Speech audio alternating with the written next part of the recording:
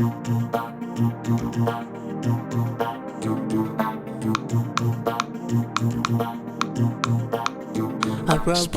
Roadshow Foundation, in partnership with the MasterCard Foundation and Solidaridad, present CoRe, the COVID-19 Recovery and Resilience Program. Hello and welcome to the COVID-19 Recovery and Resilience Program, also known as the CoRe program. My name is Albert Okran.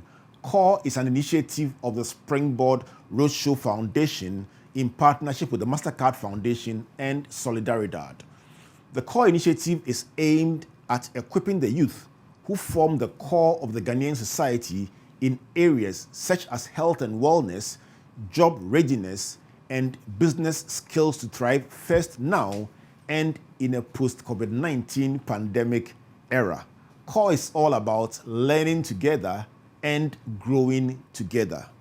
This will be a very interactive session, so I recommend that you download the workbook for this particular topic, that is doing business with your talent, from the CoRe program website, core.com.gh. If you are signed up because you are a national service person in any part of the country or a product of the Yedie program and MASO program, you will have received this in your WhatsApp group to enable you participate in this very interactive discussion. Should you have any questions, comments, or enquiries, you want to send them to us on the CoRe program WhatsApp line. That is 055 153 5533. Or you may want to post them in the comment section on your Facebook, Twitter, or Instagram page on the CoRe program.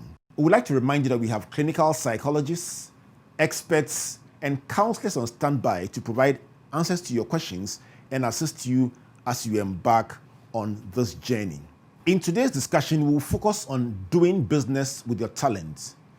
Now, many of you reached out and said, you have a talent, but you have more than one. You are multi-talented, or there are a number of things you can do. So which of them should you start?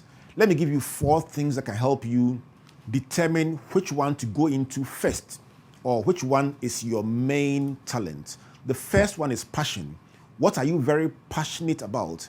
What do you talk about and feel that this is my life, this is my assignment, this is my purpose, this is what I was born to do? That is the first test of your main talent. The second one is intuition. Something you didn't learn in school, but you are able to talk about and do correctly without any formal training. The third one is execution. When you get things done correctly and rightly and excellently all the time, that is an idea about what your talent is. And the final one is appreciation. If anytime you sew, anytime you recite poetry, anytime you arrange flowers, people say, wow, my wedding was excellent because the flowers were so beautiful, that is an indication of your main talent. And so those can be used to help you determine which one you want to go with. Recently, I visited a friend who holds a PhD in finance and who works part-time as a pastry chef in her home. And I recall that when she started doing her business as a pastry chef, she was working in a multinational bank at the executive level. So imagine a very senior manager bringing a basket to the office and selling pastries to her colleagues, including the junior staff. But she was very excited about it and very proud of her talent and her work. And she said something that was very interesting to me, that every working day, before the bank opened, she would have saved enough to cover somebody's full day's salary before she started work. That was very interesting. Somebody who did not bother about the fact that she was a very senior corporate executive, but was very happy to use her talent to earn some income and to occupy herself and also exercise her gift that she believed God had given her. If you want to do business with your talent, here are a few tips, a few questions you can ask that would enable you to do it well. So take out your pen as usual, your notebook as usual, and write down these 10 questions. And let's work through them one by one. Question 1, what is my talent?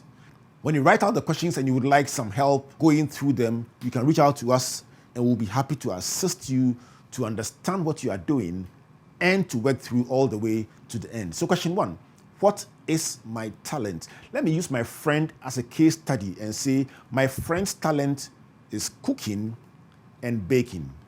Question 2, what can I do with my talent? And my friend will probably write baking pastries. You may want to write driving a forklift or maybe interior decoration. Depending on what you are good at, you would write what you can do with your talent. The third question, who are my target customers? So for what you do, who are you trying to serve? And in my friend's case, it will be staff of offices, banks, hospitals, and other workplaces. So it's very simple. What is your talent?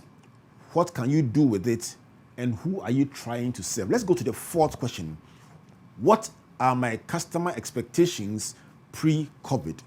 And so you may want to write things like punctuality, quality of the food, competitive prices, and convenient delivery.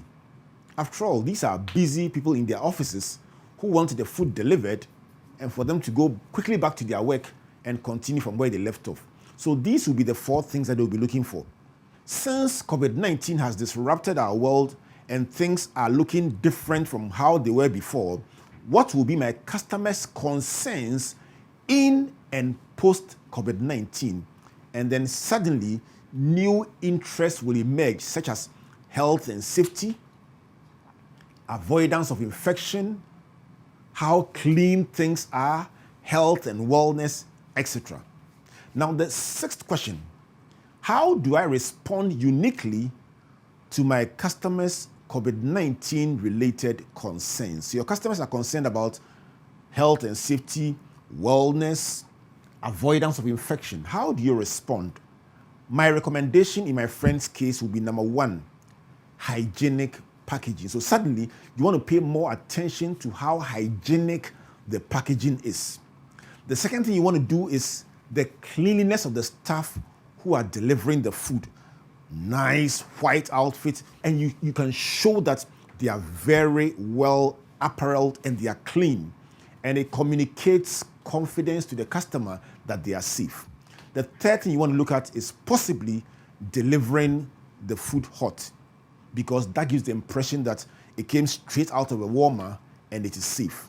The fourth is possibly social distance in the delivery protocol. So the person can deliver but maintain some distance and ensure that the person receiving the service is safe. Why are these important? Because if you don't respond to the client or the customer's concerns, they may want your food, but they will avoid you and you lose business. The 7th point you want to ask yourself is, who are my competitors and what are they offering? If you are into food like my friend serving breakfast, her competitors will be the roadside bicycle breakfast people, or hotels and restaurants, or others who also deliver food to the offices.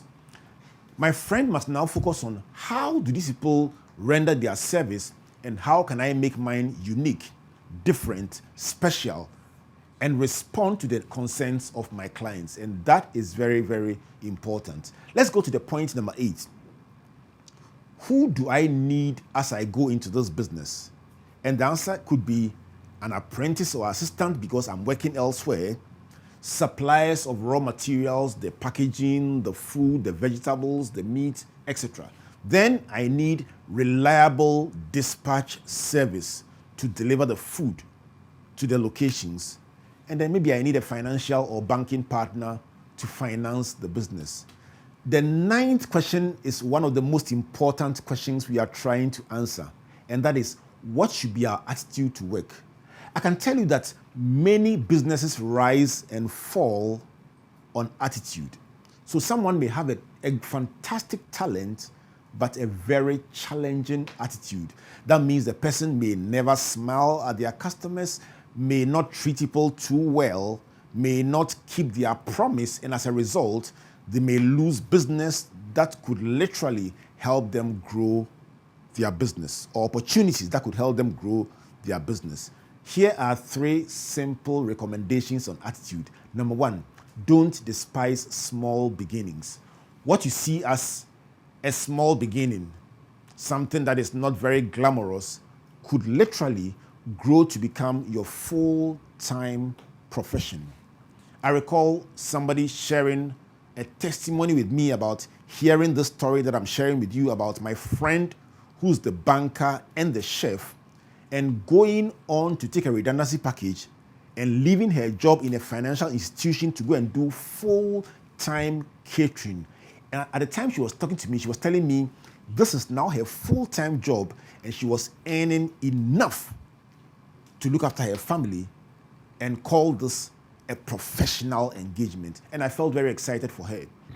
But moving on beyond small beginnings, also improve every day. What you do yesterday can't be the same as what you do today. Today must be an improvement upon yesterday, and tomorrow must be an improvement on today. And the third one, invest time, invest money, invest effort every day.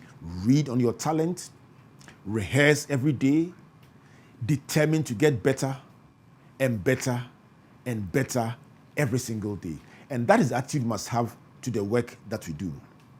My 10th and final point is about how to treat your customers.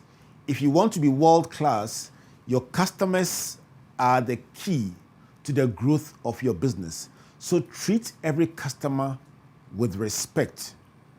Invest in letting your customer know that you appreciate their business, and treat every single opportunity as a World Cup final. Somebody says, work as if this is the last chance that you will get. And when you do that and treat your customers with respect and treat every opportunity as if that is the very last one you will get, everyone will speak well about you. There will be references about the quality of your work, and you will get many more new clients and grow your business as a result. Let me end with a story about how to treat our customers, and I'm sure you will find it very instructive. So this old man walks into a restaurant and tries to place an order, and all the waiters and waitresses escape from him because he doesn't look rich and he doesn't look like somebody who can tip them. But this waitress called Sandra, who has a culture of service and a culture of hard work, goes over to the old man, takes care of him, and the old man takes his time, asks several questions in placing the order, and at a point, you could see that Sandra was stretched in serving him, but she stayed the course and took very good care of him. And when the old man was leaving, he sounded very appreciative. But after he left, something interesting happened. In cleaning the table, Sandra discovered that the man had left his invoice on the table. So she picked up the invoice, and then suddenly 500 Ghana cedis fell out of the invoice. Of course, she was pleasantly surprised that this old man, who didn't look like he was rich, could actually even have 500 Ghana cedis. Being the honest waitress she was, she intended to run after him and give him back his money. But incidentally, she turned the invoice, and there was a note behind the invoice. It said, "Dear Sandra, your manager told me you were good, but I came to check you out for myself. As you can see from my name at the bottom of this note, I own this restaurant and several others with the same name. Now, after seeing your work, I am convinced that you are even better than what your manager told me. I am therefore offering you a new position as the manager of the big new branch we are opening in the mall." Now, here were Sandra's friends who were laughing at her in the corner, suddenly surprised that Sandra, by one act of customer service, was being promoted to become the manager of a bigger branch in the mall. What is the lesson? Serve people well, treat your customers well, and your business will grow. We've shared 10 simple questions you can answer as you try to use your talent to create a business. If you have any questions, send them to us on the WhatsApp line or write them out and send them to us through the comment section in your social media stream CoRe program or through direct messaging. We would like to encourage you to keep interacting with us and engaging with our experts by sending your request for assistance, and we'll be very happy to assist you. This has been a CoRe program presentation brought to you by the Springboard Roadshow Foundation in partnership with the MasterCard Foundation and Solidaridad. Till we come your way with the next episode, we want to say thank you and God bless you. A presentation of CoRe, the COVID-19 Recovery and Resilience Program.